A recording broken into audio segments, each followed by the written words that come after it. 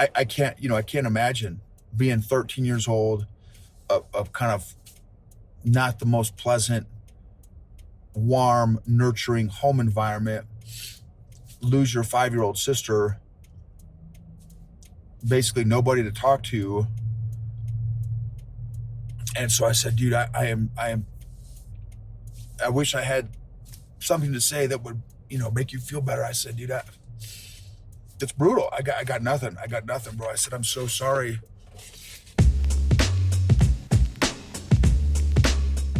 Welcome to the EQ Gangster podcast, where you will learn practical tools to grow your mental and emotional health and intelligence to be the best version of yourself, both at work and at home. It is real, raw, and transformational. The journey of emotional growth isn't easy, but it's worth it. I believe in you. This episode is sponsored by Classical Conversations. Since 1997, Classical Conversations has been equipping families like yours with the resources to homeschool with confidence, following a classical curriculum rooted in a Christ-centered worldview alongside other families in a local community. Homeschooling is doable with Classical Conversations. Check out classicalconversations.com/Gibbons for more information. Again, that's classicalconversations.com/Gibbons, Gibbens. EQ Gangsters want to share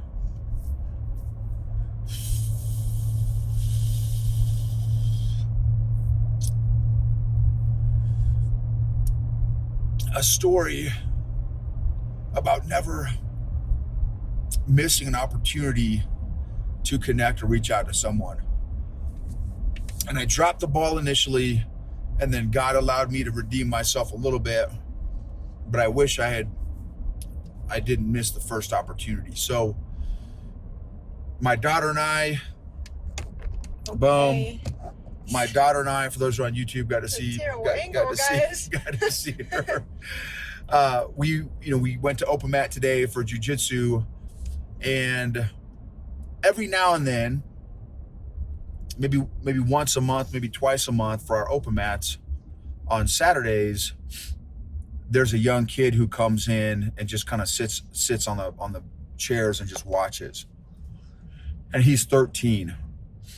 And there have been a number of times where, he's just sitting against the wall and there's only a few folks at Open Mat and all like, hey, bro, come over and, let's roll and I'll teach you some of the basic moves and stuff. So he'll come over and, he's a real shy kid, real quiet kid. And he comes by himself. There's a little strip mall of businesses, and there's a gymnastics place probably about 100 yards away that's where his siblings are, and I think maybe a stepdad or something like that. And his home life is we'll say difficult and challenging. And so today, come in, my daughter and I come in to the Open Mat, and I saw him sitting there as I was walking in, but I saw all my homies, and I went and said hi to all my homies because they greeted me. And this guy, again, real shy and quiet, he doesn't want to bring a whole lot of attention to himself.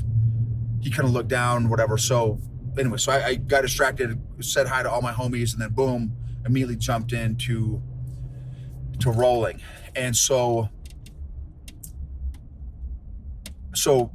did, an hour of rolling, and it was time to go. And so folks are kind of congregating at the door, and I sat down on the chairs, about 3 chairs down from this young guy, to kind of get my shoes on and stuff. And so I'm like, oh crap, I forgot to say hi to him an hour ago when I came in. I said, hey bro, how you doing? And he just kind of, I could tell he was off. Now he's quiet to begin with, very, very quiet and reserved to begin with, but I could just tell, like, hey dude, what, are you okay? He's like, And I said, well, dude, what's up, man? Talk to me. What's going on?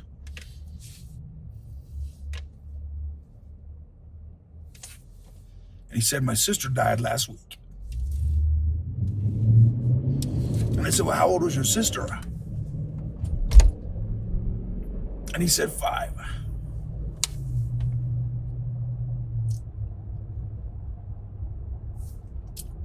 I said, dude, how did she pass away? And he said, some sort of cancer, some sort of rare disease. And I said, dude, I'm so sorry, bro. I am so sorry. I can't imagine what you're going through. Now, my older sister died, but before I was even born, so I never got a chance to know her. I can't imagine being 13 years old, of kind of not the most pleasant, warm, nurturing home environment, lose your 5-year-old sister, basically nobody to talk to. And so I said, dude, I wish I had something to say that would, make you feel better. I said, dude, it's brutal. I got nothing. Bro. I said, I'm so sorry. And so then I asked him, I said, do you mind if I pray for you? And he said, no. And so I said, okay. So, prayed for him and stuff. And then, so I kind of just put my hand on his shoulder and I'm just kind of patting him on the shoulder and stuff. And then my daughter, who's 15, and one of her other buddies, our buddies, jujitsu buddies, is 16. Then another one of the kids is 17. And I know, their faith background and stuff. And I said, hey, I said, have you guys met my buddy here? And won't mention his name just for privacy's sake and stuff. And I said, hey, have you met this guy yet? And they're like, no, I haven't met him yet. I said, hey, well, I'll just call him Mike. I said, Mike, here's my daughter. Mike, here's our other buddy. And then here's our other buddy. And then I said, and then I asked these teens, I said, hey, would you guys mind praying for our buddy Mike here? He just lost his sister last week, who's 5. And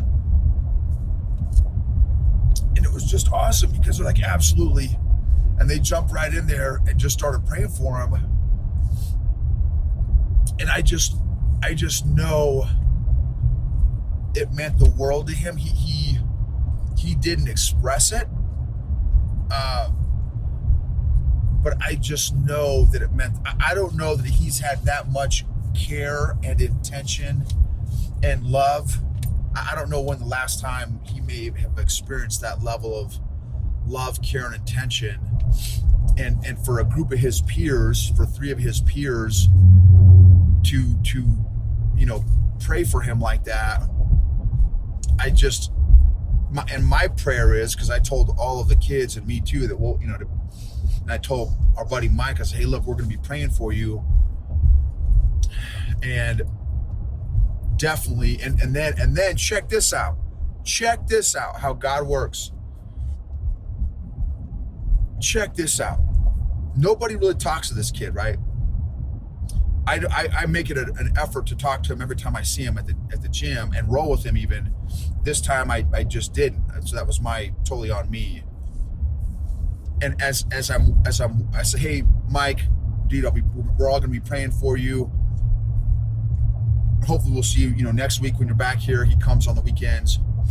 And as I'm standing at the door, the lady who was locking up the building, she says, hey, Noble, what was going on? Why were you guys all? And I said, well, we were praying for him because he just lost his sister. And she said, did he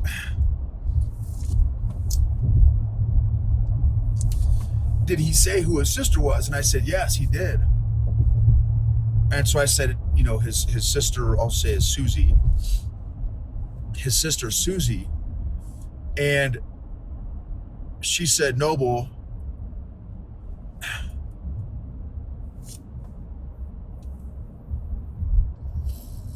I was one of the nurses that worked with his family. And his grandmother was my son's social studies teacher. She said, "Do you think it'd be a good idea for me to go talk to him?" I said, please go talk to him. It would mean the world to him. So,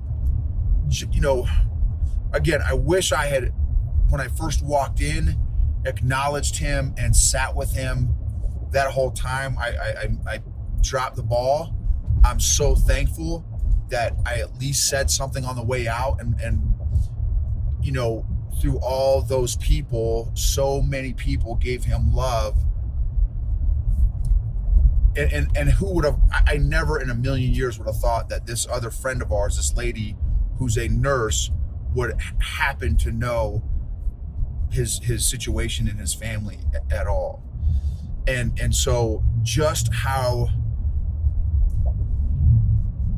the silver linings, how God can use, his community, and in our case, right, the jiu-jitsu community, to provide some love and care to this young kid who just comes into this gym. I don't even think he's a member. It's like his little respite from his family situation, and it's just for an hour on a Saturday. He walks over from the gymnastics gym to the jits gym, and it's convicted me to be much more intentional to address and reach out to and connect with that person who nobody else is talking to, nobody else is paying attention to, standing in the corner, sitting in the corner, trying to, maybe very uncomfortable, trying to blend in, because you never know what they're going through. You never know. You may be the only person that has shown any kind of love or care or attention.